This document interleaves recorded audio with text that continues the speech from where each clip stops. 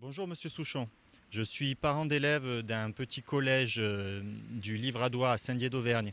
Vous menez actuellement une politique d'accueil des nouvelles populations en Auvergne, mais on constate dans le même temps une disparition des services publics dans les zones rurales. Qu'en pensez-vous? N'est-ce pas contradictoire? Les zones rurales sont en effet tout à fait atteintes par la politique gouvernementale de RGPP, c'est-à-dire de réduction des moyens de la fonction publique, des moyens aux fonctionnaires, donc des services publics. Et ça fait longtemps que tout ça dure.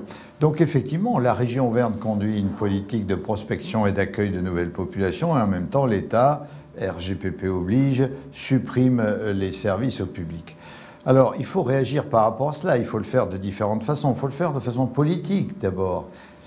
Et donc, c'est la raison pour laquelle, par exemple, récemment, il y a 15 jours, les députés socialistes au Parlement ont déposé une proposition de loi pour instaurer un bouclier rural, c'est-à-dire obliger l'État à assumer des services publics dans nos zones rurales, de façon à ce que le temps d'accès à ces services publics pour toute population soit un temps raisonnable et comparable à ce qu'il est en ville. Par exemple, à 45 minutes de la modernité, 30 minutes des principaux services. Eh bien, il faut savoir que cette proposition de loi, tous les députés de la majorité gouvernementale ont voté contre. Donc, elle n'est pas passée.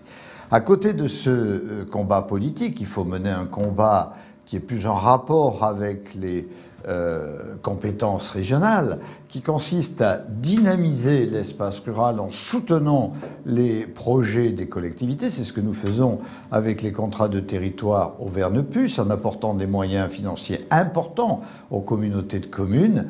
Nous avons financé environ, depuis 2005, 1600 projets pour 900 millions de travaux.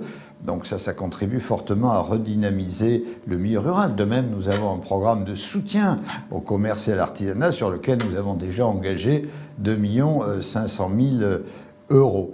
Et puis, il faut inciter à développer les ressources locales. Et dans votre secteur, il y en a une qui mérite qu'on y prête attention, même si c'est déjà fait. Si cette attention est déjà portée depuis longtemps, les résultats ne sont pas encore totalement probants. Je veux parler de la filière bois. Le Livradois-Forêt est très très riche en bois. Ce bois est exploité, certes, mais pourrait l'être beaucoup plus. Et surtout, il pourrait être beaucoup plus transformé qu'il ne l'est, d'où le soutien de la région à la filière. Voilà, donc la contradiction, elle existe parce que l'État a une politique de déménagement du territoire et parce que la région, elle, a une politique de dynamisation des territoires.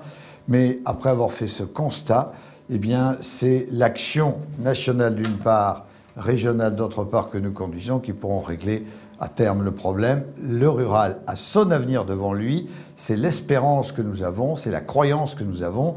C'est la raison aussi pour laquelle, par exemple, dans le dernier numéro du magazine régional, nous avons titré « Ruralité, le défi » et que nous montrons là toute notre détermination et notre volonté au niveau régional d'œuvrer pour ces espaces ruraux. Pourquoi pas de carte d'abonnement avec tarif attractif pour nos lycéens qui veulent aller à Clermont en TER régulièrement? L'aller-retour Thiers-Clermont coûte 16 €. Qui peut payer autant? C'est injuste pour nos jeunes du milieu rural. Ils ne peuvent profiter comme les autres de la vie. Alors madame, vous avez raison de poser le problème des déplacements dans la zone rurale, qu'il s'agisse des jeunes ou qu'il s'agisse des plus âgés.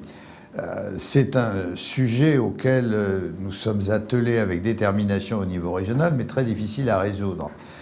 En attendant, nous avons mis en place des tarifs attractifs, puisqu'ils concernent nos jeunes avec les abonnements lycéens et apprentis. Donc si votre fils remplit ces conditions, moins de 21 ans pour un lycéen, moins de 23 ans pour un apprenti, il peut bénéficier de ces tarifs. Nous avons le billet U, le billet étudiant, qui également apporte des réductions très fortes. Et puis nous avons la carte TER loisirs, qui apporte jusqu'à 50% de réduction pour les week-ends, pour les déplacements. Donc je vous invite à regarder sur le site internet de la région l'ensemble des tarifs et voir si celui qui convient le mieux à votre cas.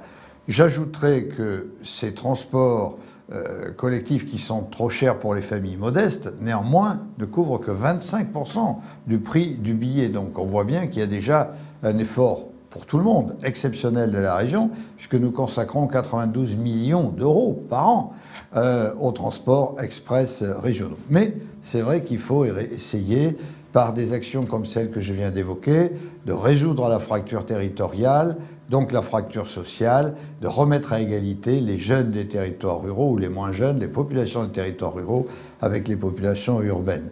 Ceci est à mettre aussi en rapport avec ce que nous allons arrêter au mois de juin, le dispositif particulier en faveur de la jeunesse auvergnate.